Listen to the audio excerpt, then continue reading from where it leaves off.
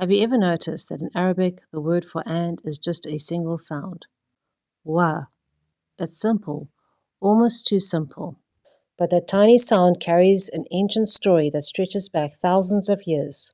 In Arabic, you say ab wa jad, father and grandfather, huda wa jad, guidance and seriousness.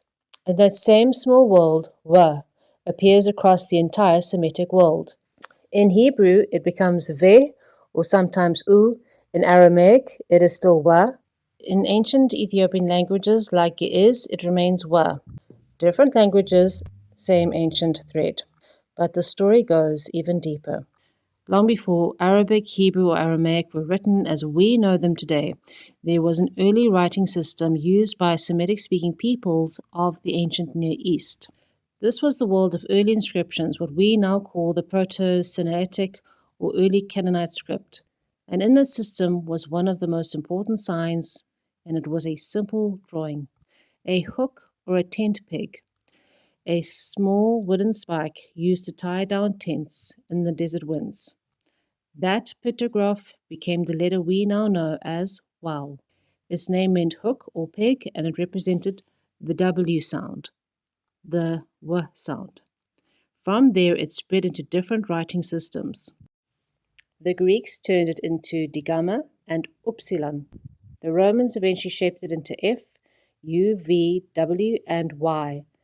And in Semitic languages, it remained deeply rooted as waaw, vav, or wow. But here is where it becomes interesting.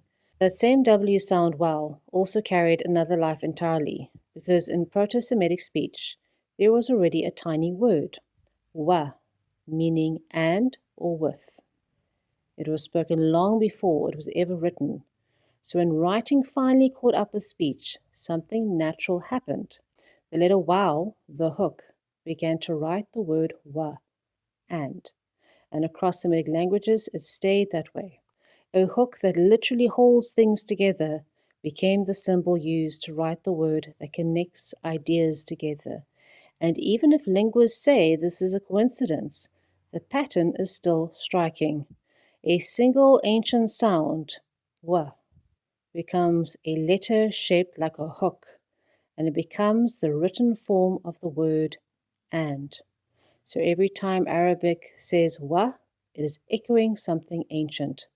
A sound carried from desert speech, a letter shaped from a tent peg, and a meaning that binds one thing to another.